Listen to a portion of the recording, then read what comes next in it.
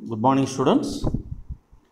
Digestive system பற்றி ஏற்கனவே 2 கிளாஸில் பார்த்தோம். இன்ட்ரடக்ஷன், டைஜஸ்டிவ் சிஸ்டம், டைஜஷன், என்னென்ன ஆர்கன்ஸ் இருக்குது அப்படிங்கிற functions of common digestive system எல்லாம் பார்த்தோம். அடுத்து செகண்ட் கிளாஸில் டைஜஸ்டிவ் சிஸ்டத்தோட ஃபஸ்ட்டு பார்ட் பார்த்தோம். ஐ மீன் மவுத்தில் என்னென்ன இருக்குது, டீத்து, டங்க், சலைவரி கிளான்ஸ் இதெல்லாம் பார்த்தோம். டைஜஸ்டிவ் சிஸ்டத்தோட தேர்டு பார்ட்ஸ், மூணாவது கிளாஸ். இதில் டைஜஸ்டிவ் சிஸ்டத்தில் அடுத்து இருக்கக்கூடிய மவுத்துக்கு அடுத்து இருக்கக்கூடிய 3 ஆர்கன்ஸ் பற்றி பார்க்க போகிறோம். Bearings, oesophagus and stomach. இந்த பார்ட் இந்த ஆரோ மார்க் போட்டதெல்லாம் இன்றைக்கி நம்ம ஸ்டமக் வரைக்கும் இன்றைக்கி என்ன அப்படிங்கிறத பார்த்து மவுத் ஏற்கனவே பார்த்தாச்சு லாஸ்ட் கிளாஸில். Pharynx, oesophagus and stomach. Small intestine, large intestine, rectum, anus அதெல்லாம் அடுத்த கிளாஸ். இதான் டைஜஸ்டிவ் சிஸ்டத்தோட டோட்டல் பார்ட்ஸ். மவுத்தில் ஃபஸ்ட்டு பார்ட்ஸ் மவுத்தில் ஆரம்பிக்குது பாருங்கள். அடுத்து ரெண்டாவது சலைவரி கிளான்ஸ், அப்புறம் ஈசோஃபேகஸ், அப்புறம் ஸ்டமக், அப்புறம் ஸ்மால் இன்டெஸ்டைன், அப்புறம் லார்ஜ் இன்டெஸ்டைன். இதில் இந்த பேரிங்ஸும் ஈசோஃபேகஸ், ஸ்டமக் பார்ப்போம். ஃபஸ்ட்டு ஒன்று பேரிங்ஸ். இது ஒன்று புதுசாக நம்ம படிக்க போகிறதில்ல.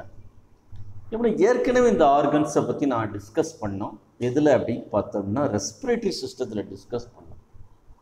அப்போ ரெஸ்பிரேட்டரி சிஸ்டத்தில் இருக்கிற இதில் ஏன் வருது அப்படின்னு பார்த்தோம்னா, this organ is common to respiratory system and digestive system.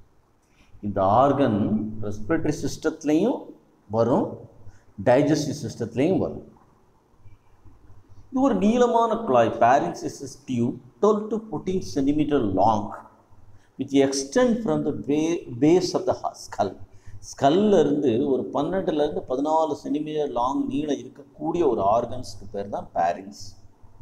அடுத்து ரெண்டாவது முக்கியமான ஒன்று, it's a common pathway for the respiratory and digestive system. Respiratory சிஸ்டத்துக்கும் இந்த ஆர்கன்ஸ் தான் வரும், டைஜஸ்டிவ் சிஸ்டத்துக்கும் இந்த ஆர்கன்ஸ் தான் வரும். இது நம்ம ஏற்கனவே இந்த ரெஸ்பிரேட்டரி சிஸ்டத்தில் படிக்கும்போது பார்த்தோம், இதாலும் பார்ப்போம். Bearings is divided into 3 parts. Bearings வந்து 3 பார்ட்ஸாக பிரிச்சிருக்காங்க. நாசோபாரிங்ஸ், ஓரோபாரிங்ஸ் அண்ட் லாரிஞ்சோபாரிங்ஸ் அப்படின்னு பார்க்கணும். அதுக்கு பக்கத்தில் என்ன ஆர்கன் இருக்கோ அதை வச்சு பிரிச்சிருக்கோம். ஃபார் எக்ஸாம்பிள், அதாவது பேரிங்ஸுங்கிறது ஒரு நீளமான குழாய், அது 3 செக்மெண்ட்டாக பிரிச்சிருப்போம். ஃபஸ்ட்டு பகுதி, ரெண்டாவது பகுதி, மூணாவது பகுதி. ஃபஸ்ட்டு பகுதி நோஸுக்கு பக்கத்தில் இருக்கிறதுனால அதுக்கு பேர் நேசோபாரிங்ஸ் அப்படின்னு சொல்லுவோம். ரெண்டாவது பகுதி வந்து மவுத்துக்கு பக்கத்தில் இருக்கிறதுனால அதுக்கு பேர் ஓரோபாரிங்ஸ் அப்படின்னு சொல்லுவோம். மூணாவது பகுதி லாரிங்ஸுக்கு முன்னால் இருக்கிறதுனால அதுக்கு பேர் லாரிஞ்சோபாரிங்ஸ் அப்படின்னு சொல்லுவோம். ஒரே குழாய் தான், அந்த குழாயை 3 செக்ஷனாக பிரிச்சிருக்கேன் அப்படின்னு சொல்லுவோம். அதில் அதை ஃபஸ்ட்டு பார்த்தோம்னா இந்த டயக்ராமில் பார்த்தீங்கன்னா தெரியும். அந்த நேராக பாருங்கள் மவுத்து, ஓகே, அதில் வந்து ஜாயிண்ட் ஆகுது. லைட் க்ரீன் கலர், அப்புறம் எல்லோ கலர், அப்புறம் நேவி ப்ளூ கலர். க்ரீன் கலரில் பார்த்தீங்கன்னா அது nasopharynx. It's a continuous tube, no doubt. அது கீழே இருக்குது பாருங்கள், அது ஓரோபாரிங்ஸ். அது ஏன் ஓரோபாரிங்ஸ்னால் அந்த பாருங்கள், அந்த ரெட் எல்லோ கலரில் பாருங்கள், மவுத்தில் இருந்து வந்து சேருது, நோஸில் இருந்து வந்து சேருது. அது கீழே இருக்கக்கூடியது பாருங்கள், இட்ஸ் அ லாரிஞ்சோபாரிங்ஸ் அப்படின்னு சொல்லுவோம். Nasopharynx is not the part of digestive system. நல்லா கவனித்து வச்சுக்கோங்க. பேரிங்ஸில் உள்ள ஃபஸ்ட்டு பார்ட், ஐ மீன் நாசோபாரிங்ஸ் வந்து இட்ஸ் நாட் த டைஜஸ்டிவ் சிஸ்டத்தோட part, it's a part of respiratory system. இது ரெஸ்பிரேட்டரி சிஸ்டத்தில் உள்ள பகுதி. அடுத்து oropharynx, posterior to oral cavity அப்படின்னு சொல்லுவோம். அதாவது மவுத்துக்கு பின்பக்கம் இருக்கக்கூடிய, நேராக மவுத் அதெல்லாம் போய் ஜாயிண்ட் ஆகும். அதனால் ஓரோபாரிங்ஸு இஸ் வெரி இம்பார்ட்டன்ட் நம்ம டைஜஸ்டிவ் சிஸ்டம். அது லாரிஞ்சோபாரிங்ஸ், இது எங்கே இருக்குது? Below the oropharynx and connected to the esophagus. டயக்ராமில் பார்த்தீங்கன்னா தெரியும், இந்த ப்ளூ கலரில், நேவி ப்ளூ கலரில் இருக்குது. இது எங்கே வரைக்கும் வருதுன்னு பாருங்கள், ஈசோஃபேகஸ் வரைக்கும் வந்து ஜாயிண்ட் ஆகி இதுக்கு பேர் தான் லாரிஞ்சோபாரிங்ஸ். ஸோ டோட்டல் பேரிங்ஸை 3 பகுதியாக பிரிச்சிருக்கேன், அவ்வளோதான். இது என்ன பண்ணுது, ரெஸ்பிரேஷனில் என்ன பண்ணுது அப்படிங்கிற ரெஸ்பிரேட்டரி சிஸ்டம். நம்ம digestive function of the pharynx மட்டும் தான். It get the food from the மவுத்தில் இருந்து சாப்பாடை வாங்குது. அடுத்து இது ஒரு முக்கியமான வேலை பண்ணுது, ஸ்வல்லோவிங் ஆஃப் ஃபுட் அப்படின்னு சொல்லுவோம். சாப்பாடை விழுங்குறதுக்கு ஒரு முக்கியமான ரோலை ப்ளே பண்ணுது. அது எப்படி சாப்பாடை விழுங்குங்கிறது நான் அடுத்து சொல்கிறேன். அடுத்து it carry the food to the stomach through oesophagus. ஈசோஃபேகஸ்க்கு வந்து சாப்பாடை தள்ளி விடுது. ஏன் சாப்பாடு தள்ளி விடணும்? ஈசோஃபேகஸ் போனால் தான் சாப்பாடு ஸ்டமக்குக்கு போகணும். ஏன் ஸ்டமக்கு போகணும்? ஸ்டமக்கு போனால் தான் digestion. So these are the three important function, digestive function of the pharynx. இதெல்லாம் சாப்பாடு வந்து மவுத்துலேருந்து வருது, சாப்பாடை வந்து swallowing பண்ணுற ஹெல்ப் பண்ணுது. அடுத்து ஈசோஃபேகஸ் வழியாக சாப்பாடு என்ன செய்யுது? அப்படி ஈசோஃபேகஸ்க்கு கொண்டு சேர்க்கு. அடுத்து ஈசோஃபேகஸ் இது ஒரு முக்கியமான ஒன்று. ஒரு நீளமான குழாய், ஃபுட் பைப் அப்படின்னு சொல்லுவோம். சாதாரணமாக உணவு குழாய் அப்படின்னு தமிழில் சொல்லிடும். It run from the bearings to stomach. Bearings ஆரம்பித்து ஸ்டமக்கில் வந்து முடியும். It is about 25 centimetre long deep. வேறு ஒன்றுமே இல்லை, ஒரு நீளமான ஒரு குழாய், 25 சென்டிமீட்டரில் இருக்கக்கூடிய ஒரு குழாய். இந்த குழாய்க்குள்ளே பார்த்தோன்னா மியூக்கஸ் மெம்பரைன் வந்து லைனாக இருக்குது, லயன்டு வித் மியூக்கஸ் மெம்பரைன். அண்ட் இது ஒரு முக்கியமான ரோலை ப்ளே பண்ணுது. தட் இஸ் பெரிஸ்டாலிஸ் மூமெண்ட் அப்படின்னு சொல்லுவோம். பெரிஸ்டாலிசிஸ் மூமெண்ட்னு அர்த்தம், ஒரு சாப்பாடு வந்து ஒரு குழாயில் எப்படி மூவ் ஆகுதோ அந்த மூமெண்ட்டுக்கு பேர் தான் பெரிஸ்டாலிசிஸ் மூமெண்ட் அப்படின்னு சொல்லுவோம். ஒரு டியூப்பில் வந்து மேலேருந்து ஒன்று போட்டோம்னா கீழே வெளியே வருது. எப்படி அது வெளியே வருது? அது எப்படி வெளியே வருதுன்னா பெரிஸ்டாலிக் மூமெண்ட் அப்படின்னு சொல்லுவோம். ரைட்.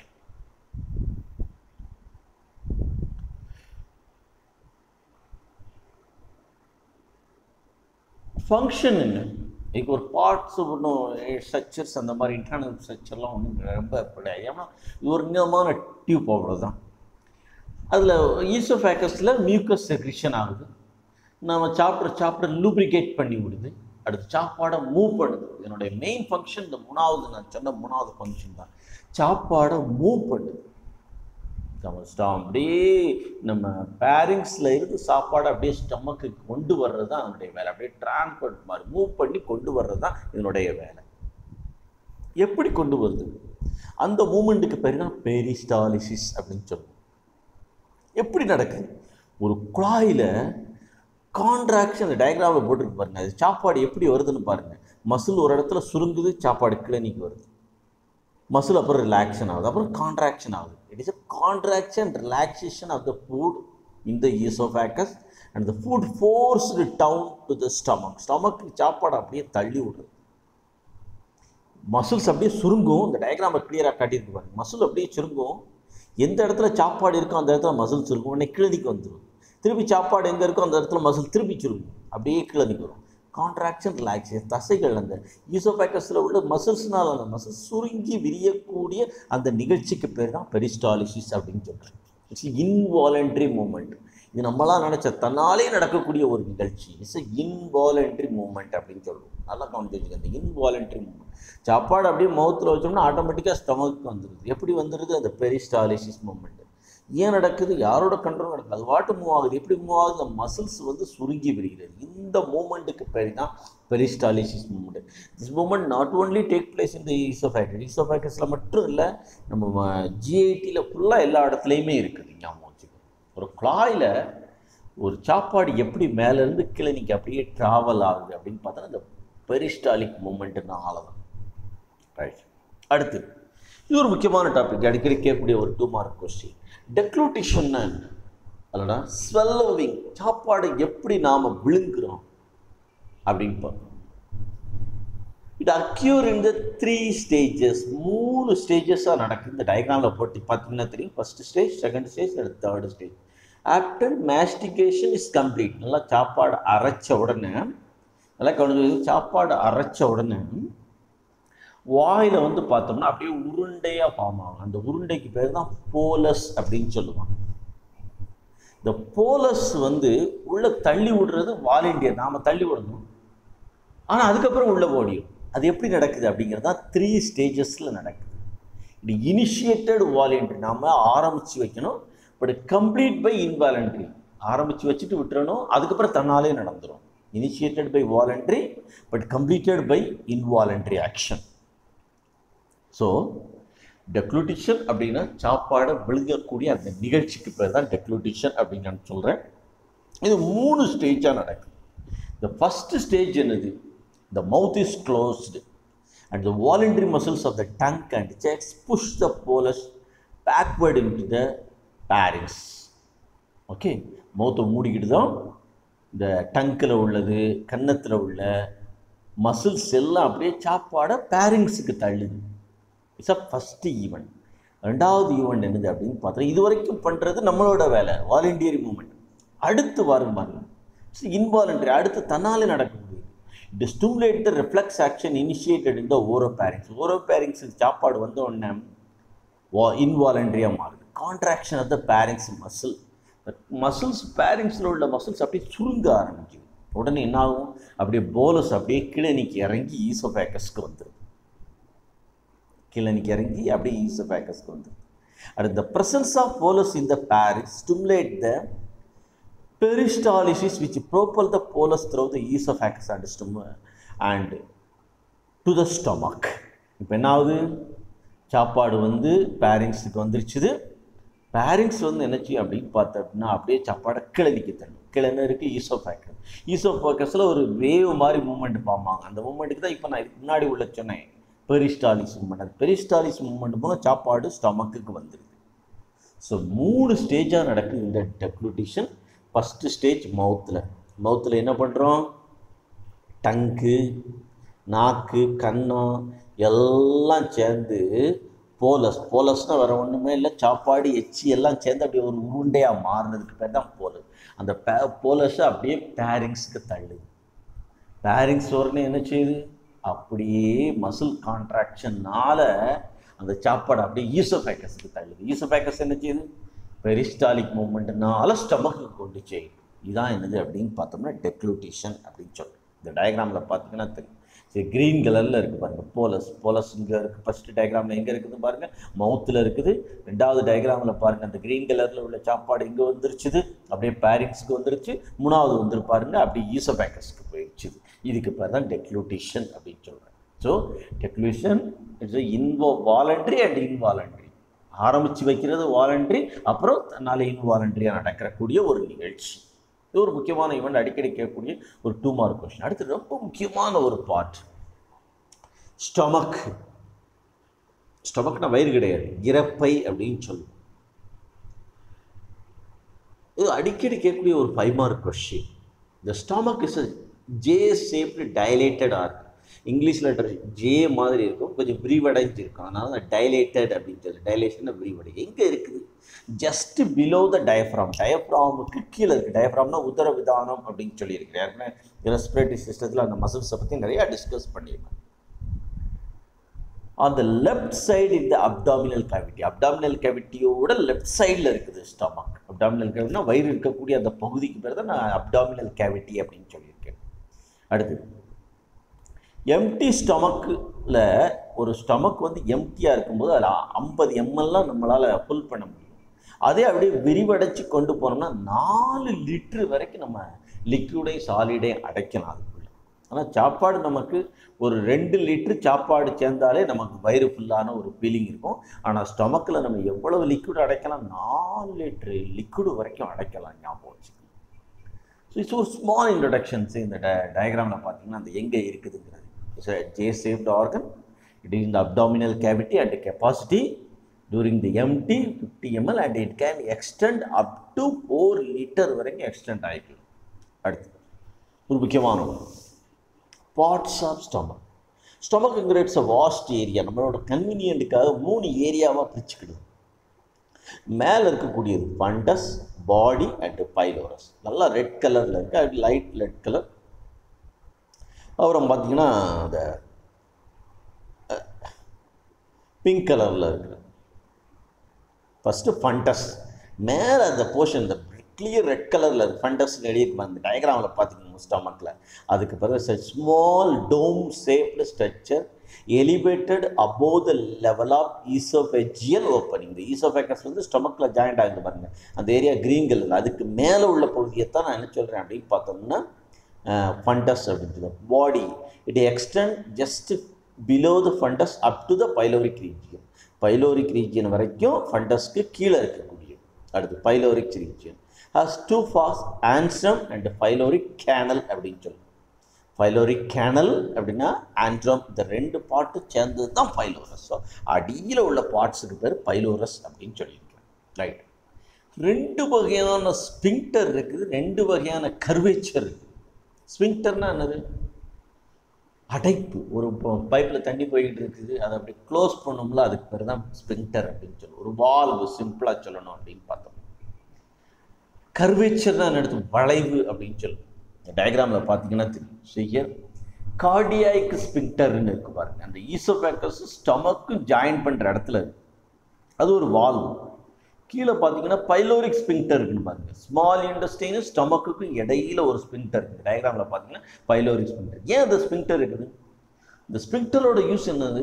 சாப்பிட்டோம்னா சாப்பாடு ஸ்டமக்கு வந்து ரிவர்ஸில் போயிடக்கூடாது. சாப்பாடு ஸ்டமக்கில் வந்த உடனே இந்த ஸ்பிங்டர் அப்படியே க்ளோஸ் ஆகிடும். அப்போ என்ன ஆகும்? சாப்பாடு வந்து ரிவர்ஸில் போகாது. ஸோ இந்த ஸ்பிங்டரோட என்னது அப்படின்னு பார்த்தோம்னா யூஸ் என்னது அப்படின்னு பார்த்தோம்னா it's prevent the backward flow of the food. அப்புறம் ரெண்டு பக்கமும் அடைச்சி வச்சுட்டோம்னா அப்படி தான் டைஜஷன் ஆகும், அப்படி தான் செரிக்கும். சாப்பிட்ட உடனே அப்படியே ஸ்டொமக்கில் வந்து ஸ்மால் இன்டெஸ்டைன் போய்ட்டு அப்படியே லார்ஜ் இன்டெஸ்டைனில் வந்தால் உடம்புல டைஜஷன் நடக்காது. சாப்பாடு ஸ்டொமக்குள்ளே போன உடனே ரெண்டு வால்வும் அப்படியே க்ளோஸ் ஆகிடும். உள்ள அது வாட்டுக்கு ஒரு மணி நேரம் டைஜஷன் நடக்கும். டைஜஷன் நடந்தால் தான் நம்ம பாடிக்கு தேவையான பொருட்களை அப்சார்ப்ஷன் பண்ண முடியும். ஸோ ரெண்டு sphincter. First one is a cardiac sphincter. இந்த டயக்ராமில் பார்த்தீங்கன்னா தெரியும். ஈசோஃபேகஸுக்கும் ஸ்டமக்குக்கும் இடையில. அடுத்து இந்த பைலோரிக் ஸ்பிங்டர் ஸ்டமக்குக்கும் ஸ்மால் இன்டெஸ்டைனுக்கும் இடையில இருக்கு. அடுத்து two curvature, lesser curvature and greater curvature. Lesser curvature on the right side and greater curvature on the left side. இந்த இருக்கு பாருங்க, வளைவு. இந்த முன்னாடி ஒரு வளைவு இருக்கு பாருங்க, பின்னாடி ஒரு முன்னாடி இருக்கக்கூடிய அந்த வளைவுக்கு பேர்ல லெசர் கர்வேச்சர். அடுத்து இருக்கக்கூடியதுக்கு பேர் அந்த வளைவு, அந்த பெண்ட் அப்படி நீர வளைவு பாருங்க, இதுக்கு பேர் தான் கர்வேச்சர் அப்படின்னு சொல்றோம். So cardiac sphincter, pyloric sphincter, lesser curvature and greater curvature. These are the part of the stomach. அடுத்து லேயர்ஸ் என்னென்ன இருக்குது அப்படிங்கிறத பார்ப்போம். ஆஸ் யூஷுவல் நான் காமனாகவே படித்தோம் நம்ம ஃபஸ்ட் கிளாஸில். அதே மாதிரி தான் இதுலேயும் 4 லேயராக இருக்குது. அவுட்டர் செரஸ் லேயர், இது வந்து நம்ம பெரிட்டோனியல் அப்படின்னு சொல்லுவோம். அவுட்டர் லேயருக்கு பேர் பெரிட்டோனியல். அடுத்து மசில்ஸ் லேயர். ஸ்டமக்கில் மட்டும் 3 மசில்ஸ் இருக்குது. மித்த டைஜஸ்டிவ் பார்ட்ஸில் பார்த்தோன்னா 2 மசில்ஸ் தான் இருக்கும். ஆனால் ஸ்டமக்கில் மட்டும் 3 மசில்ஸ் இருக்குது. என்ன muscle? Oblique muscle, circular muscle and longitudinal muscle. அடுத்து சப் மியூக்கஸ் லேயர், அடுத்த லேயர், 3வது லேயர். இது formed by areolar tissue, blood vessels, lymph vessels, nerves எல்லாம் இருக்கும். அடுத்து 4வது தான் ரொம்ப முக்கியமான ஒரு layer, innermost layer of the stomach. ஏன் இதை முக்கியமான லேயர் அப்படின்னு சொல்லுவோம் அப்படின்னு பார்த்தோன்னா, இதில் தான் சுரக்கக்கூடிய காலம்னார் எபித்தீலியல் செல்ஸ் இருக்குது. அப்படி என்ன சுரக்கும்?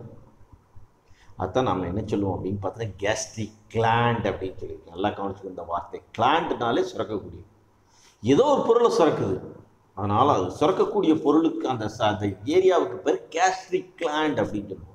ஸ்டமக்கில் உள்ள கிளாண்டுக்கு பேர் கேஸ்ட்ரிக் கிளாண்ட். இது எங்கே இருக்குது? மியூக்கஸ் லேயரில் இருக்குது. மியூக்கஸ் லேயரில் வாங்காங்க இருக்கக்கூடிய செல்ஸ் தான் என்னது அப்படின்னு பார்த்தோம்னா கேஸ்ட்ரிக் கிளாண்ட்ஸ் அப்படின்னு சொல்லியிருக்கேன்.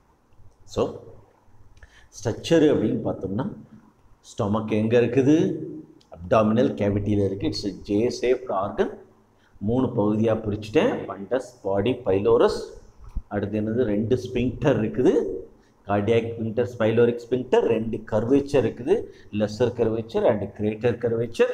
அண்ட் 4 லேயர்ஸ்னால ஆனது. Outer layer is a peritoneal layer, middle layer is a muscular layer. It made up with 3 muscles: oblique muscle, longitudinal muscle, circular muscle and submucous layer. இதில் வந்து ஏரியோலர் டிஷ்யூ இருக்கும். அது innermost layer, very important ஒன்று. இதான் சுரக்கக்கூடிய layer அப்படின்னு சொல்லுவோம். டைஜஷனுக்கு தேவையான பொருளை சுரக்க முடியாதனால இது gastric gland is situated here. அடுத்து நம்ம டாப்பிக்காக தான் இந்த மசில்ஸை பார்த்தீங்கன்னா, இந்த டயக்ராமில் பார்த்தீங்கன்னா 3 வகையான மசில்ஸ் இருக்கு பாருங்க. Oblique muscle, circular muscle, longitudinal. ஸ்பெஷலாக ஸ்டமக்கில் மட்டும் இந்த அடிஷ்னலாக ஒரு மசில்ஸ் இருக்கும். ஆப்ளிக் மசில்ஸ் வந்து நினச்சி அப்படின்னு பார்த்தோம்னா அடிஷ்னலாக இதாக இருக்கு பாருங்க. இதான் glands of stomach. Glands of ஸ்டமக்ங்கிறது வேறு ஒன்றுமே இல்லை. அந்த டயக்ராமில் பார்த்தீங்கன்னா இன்னர்மோஸ்ட் லேயர் இந்த நாலு லேயர் சொன்னோம்ல, அதில் அந்த இன்னர் மியூக்கஸ் லேயரை தான் இப்படி என்லார்ஜ் பண்ணி வரைஞ்சிருக்கு. அதில் பார்த்தோம்னா the inner glands of the stomach or gastric glands are tubular structure made up with types of cell. 5 வகையான செல்ஸ் அங்கங்கே இருக்கு. அந்த டயக்ராமில் பார்த்தீங்கன்னா தெரியும். அது எல்லாமே வரிசையாக இருக்கும், கேப் விட்டுருக்கும், அடுத்து இருக்கும். பெரைட்டல் செல், சீப் செல், மியூக்கஸ் நெக் செல், ஈசி செல், என்ட்ரோக்ரோமாஃபின் செல், என்ட்ரோக்ரோமாஃபின் லைக் செல் எல்லாமே எங்கே இருக்குது அப்படின்னு பார்த்தோன்னா ஸ்டொமக்கில் உள்ள இன்னர்மோஸ்ட் லேயர், ஐ மீன் மியூக்கஸ் லேயரோட இடையில ஆங்காங்கே அப்படி செல்ஸ் இருக்கும். இந்த செல்ஸை தான் எல்லாம் சேர்ந்ததுக்கு பிறகு தான் கேஸ்ட்ரிக் கிளாண்ட்ஸ் அப்படின்னு சொல்லுவோம். ஏன் எல்லாம் சேர்ந்ததுக்கு பிறகு தான் கேஸ்ட்ரிக் கிளாண்ட் அப்படின்னு சொல்லுவோம்? ஏன்னா ஒவ்வொன்றும் ஒவ்வொரு சப்ஸ்டன்ஸும் சுரக்கும், ஒவ்வொரு செல்லும் ஒவ்வொரு சப்ஸ்டன்ஸும் சுரக்கும். This gland open into the stomach cavity via gastric pit. Gastric pitங்கிறது ஒவ்வொன்றும் சுரக்குதுல ஒவ்வொரு செல்லும், அது அப்படியே அந்த gastric pit வழியாக வந்து ஸ்டொமக்கில் வந்து விடும். So glands of the stomach அப்படின்னா என்னது அப்படின்னு பார்த்தோம்னா, ஸ்டொமக்கில் உள்ள இன்னர்மோஸ்ட் லேயரில் செல்ஸ் வந்து ஆங்காங்கே இருக்கும். ஒவ்வொரு செல்ஸும் ஒவ்வொரு சப்ஸ்டன்ஸும் சுரக்கும். அதுக்கு பேர் தான் கிளாண்ட்ஸ் ஆஃப் ஸ்டொமக் அப்படின்னு சொல்லி. என்னென்ன சப்ஸ்டன்ஸை சுரக்குது, என்ன வேலை செய்யுது? இதில் பார்த்தோம்னா ஃபஸ்ட்டு பார்த்தது முக்கியமான ஒரு செல்லு பரேட்டல் செல்ஸ் அப்படின்னு சொல்லுவோம். இந்த பரேட்டல் செல்ஸ் வந்து சுரக்கக்கூடிய சப்ஸ்டன்ஸ் 2. ஒன்று HCl, ஹைட்ரோக்ளோரிக் ஆசிட் தான் ஸ்டொமக்கில் சுரக்குது. இமேஜின் பண்ணி வச்சுக்கோங்க. ஆசிட் வந்து ஸ்டொமக்கில் சுரக்குது. அடுத்து இன்சிஸ்டிக் ஃபேக்டர், நிறைய இடத்துல நான் சொல்லியிருக்கேன் இதை பற்றி. ஹைட்ரோக்ளோரிக் ஆசிட் என்னப்பா செய்யுது? பெரைட்டல் ஸ்டெல்லேருந்து சுரக்கக்கூடிய ஹைட்ரோக்ளோரிக் ஆசிட் இதுதான் நம்ம சாப்பிட்ற சாப்பாட்டில் ஏதாவது மைக்ரோ ஆர்கானிசம் இருந்தால் அதை அழிக்குது. தான் it kill the microorganism and activate the pepsinogen. பெப்சினோஜன்ங்கிறது பெப்சினா மாறினா தான் பெப்சினோஜன்ங்கிறது என்சைம். அந்த பெப்சினா மாறினா மட்டும்தான் ஒரு ஆளுக்கு வந்து ஒரு டைஜஷன் நடக்கும். அது என்னங்கிறது அடுத்த டாபிக். அது கேஸ்ட்ரிக் ஜூஸுங்கிறது அடுத்த டாபிக். அதில் நான் ஒவ்வொரு என்சைம்ஸை பற்றியும் சொல்கிறேன். ஸோ ஹைட்ரோக்ளோரிக் ஆசிட் என்சைமை ஆக்டிவேட் பண்ணுது. சிம்பிளாக சொல்லணும் அப்படின்னு பார்த்தோம்னா, இன்சிஸ்டிக் ஃபேக்டரை பற்றி நான் நிறைய சொல்லியிருக்கிறேன். விட்டமின் B12 அப்சார்ப்ஷன் ஆகணும்னா இந்த ஃபேக்டர் தேவை ஒரு ஆளுக்கு. அனீமியாவில் படிச்சிருப்போம் இந்த ஃபேக்டரை பற்றி. இது எல்லாமே எங்கேருந்து சுரக்குது? ஸ்டொமக்கில் உள்ள இன்னர்மோஸ்ட் லேயர், ஐ மீன் மியூக்கஸ் லேயரில் உள்ள பெரைட்டல் செல்லேருந்து சுரக்குது. அடுத்து சீப் செல் சுரக்கக்கூடிய ஒரு முக்கியமான ஒன்று தான் enzyme, that is called pepsinogen. Very important.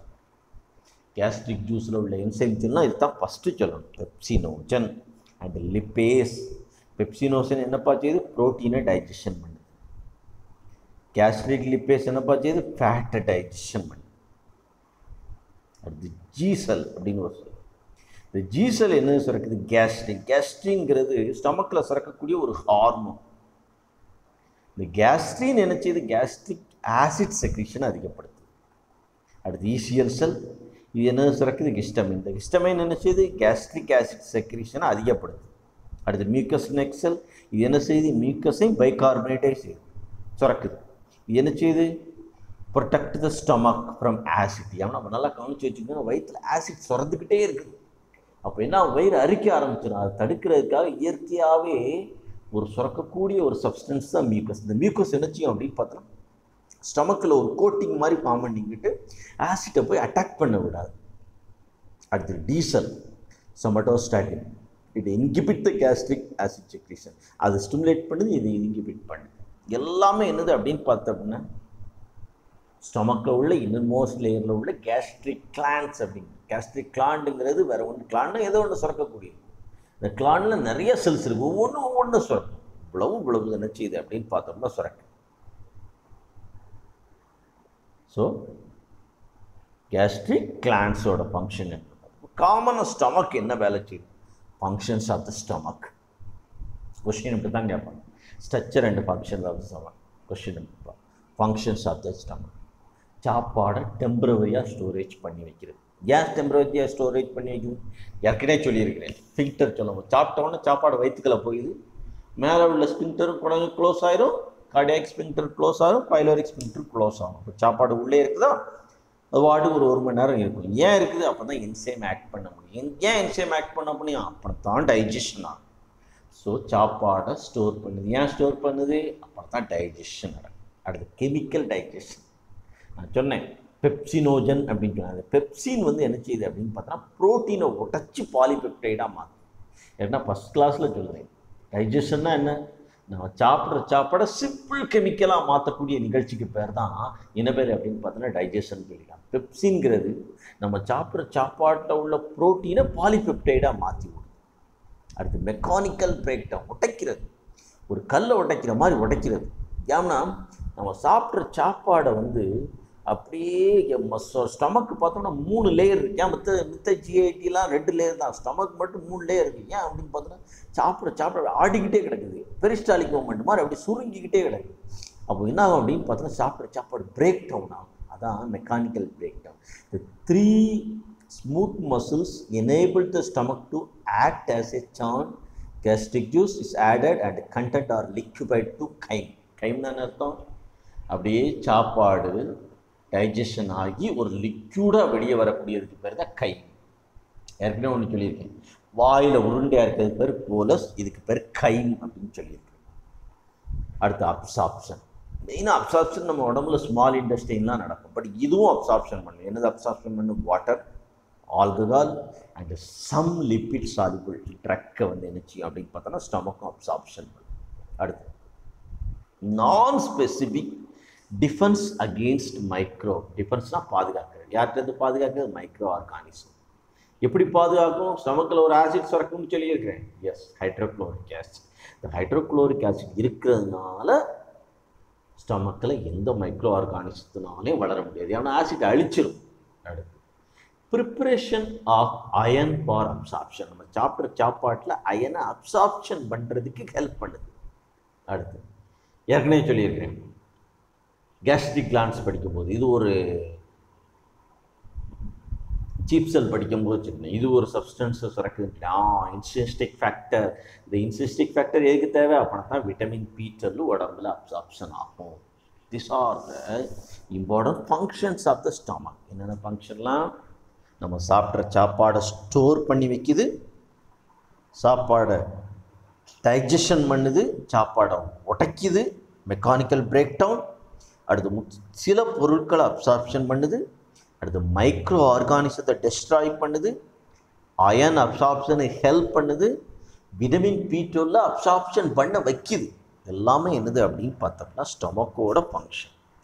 So ஸ்டொமக்ங்கிறது என்னது? இறப்பை.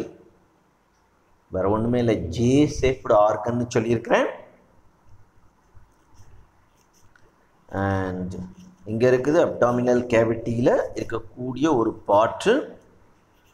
லெஃப்ட் சைடில் 50 சுருங்கி இருக்கும்போது 50 ml பிடிக்கும்.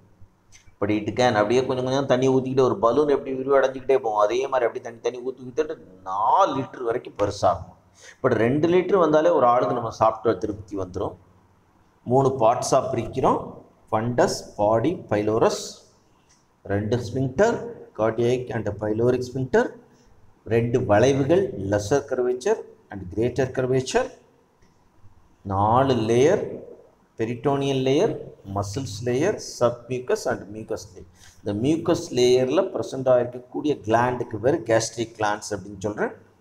ஏன் இதை கேஸ்ட்ரிக் கிளாண்ட்ஸ்ன்னு சொல்லுது? நிறையா டிஃப்ரெண்ட் டைப்ஸ் ஆஃப் ஏதோ ஒரு சப்ஸ்டன்ஸு சுரக்கக்கூடிய செல்ஸ் எல்லாம் இருக்குது. அதில் முக்கியமான cell chief cell, parietal cell and mucous டெக்ட் செல். பெரிட்டல் செல் என்ன செய்யுது? ஹைட்ரோக்ளோரிக் ஆசிட்டை சுரக்குது. சீப் செல் என்ன செய்யுது? முக்கியமான பெப்சினோஜனை சுரக்குது. ஜி செல் என்ன சுரக்குது? கேஸ்ட்ரின்ங்கிறது நான் அடுத்து இந்த கேஸ்ட்ரிக் ஜூஸ்ங்கிறது தனியாக ஒரு டாபிக், அது படிக்கும்போது நான் சொல்கிறேன். இது எல்லாமே ஸ்டொமக். அடுத்து ஸ்டொமக்கோட ஃபங்க்ஷன் என்னங்கிறத பார்த்தோம். சாப்பாடை ஸ்டோர் பண்ணி வைக்குது, chemical digestion, mechanical digestion, absorption, micro ஆர்கானிக்கை டெஸ்டான் பண்ணுது, அயனை அப்சார்ப்ஷனுக்கு ஹெல்ப் பண்ணுது, அடுத்து விட்டமின் B12 அப்சார்ப்ஷன் பண்ணுது. இவ்வளோ தான் இன்னைக்கு. ஸோ டைஜஸ்டிவ் சிஸ்டத்தில் தேர்ட் பார்ட்டில் மூணாவது கிளாஸில் 3 ஆர்கன்ஸு பார்த்தோம். என்னென்ன ஆர்கன்ஸ்லாம் பார்த்தோம்? pharynx, esophagus and stomach. pharynxனானது ஒரு நீளமான குழாய், 3 பகுதியாக பிரிப்போம். nasopharynx, oropharynx, laryngopharynx அப்படின்னு சொல்லுவோம். இதனுடைய வேலை என்ன? சாப்பாடு ஸ்வல்லோவிங், சாப்பாடை விழுங்குறதுக்கு ஹெல்ப் பண்ணுது. சாப்பாடை புஷ் பண்ணி ஈசோஃபேகஸ் கொண்டு போகுது. ஈசோஃபேகஸ்னானது ஒரு 25 சென்டிமீட்டர் நீளமாக இருக்கக்கூடிய ஒரு குழாய். அதில் முக்கியமான ஒரு நிகழ்ச்சி நடக்குது. அதுக்கு பேர் என்ன பேர்? Peristaltic moment. ஈசோஃபேகஸ்னால நமக்கு இதான் ஞாபகம், சாப்பாடை மூவ் பண்ண வைக்கிது. அது என்ன பெரிஸ்டாலிக் மூமெண்ட்? அந்த குழாயில் சாப்பாடு எப்படி மூவ் ஆகுதுன்னா ஒரு வேவ் மாதிரி, ஒரு அலை மாதிரி ஒரு கான்ட்ராக்ஷன் அண்ட் ரிலாக்ஸேஷன் நடக்குது. அதுக்கு பேர் தான் பெரிஸ்டாலிசிஸ்ன்னு சொல்லி. டெக்ளூட்டிஷன், டெக்ளூஷன் அர்த்தம் சாப்பாடை விழுங்குறது. எப்படி விழுங்குவோம்? ஃபஸ்ட்டு மவுத்தில், அப்புறம் பேரிங்ஸில், அப்புறம் சாப்பாடு ஈசோஃபேகஸில். ஸ்டமக்கை பற்றி இப்போ நிறையா சொல்லியாச்சு. ஜே-ஷேப்டு ஆர்கன்னு சொன்னேன். 3 பார்ட்ஸ் இருக்குன்னு, fundus, body, pylorus, 2 sphincter, 2 curvature இருக்குதுன்னு சொல்லியிருக்கேன். 4 லேயர்ஸ் இருக்குதுன்னு சொல்லியிருக்கிறேன். அடுத்து இன்னர்மோஸ்ட் லேயரில் இருக்கக்கூடிய கிளாண்டுக்கு பேர் கேஸ்ட்ரிக் கிளாண்ட்ஸ்ன்னு சொல்லியிருக்கேன். ஒவ்வொரு கிளாண்ட்ஸ் என்னென்ன வேலை செய்யுதுன்னு சொல்லியிருக்கேன். அது ஃபங்க்ஷன்ஸ் ஆஃப் த ஸ்டமக் என்னன்னு சொல்லியிருக்கேன். ஓகே, அடுத்த கிளாஸில்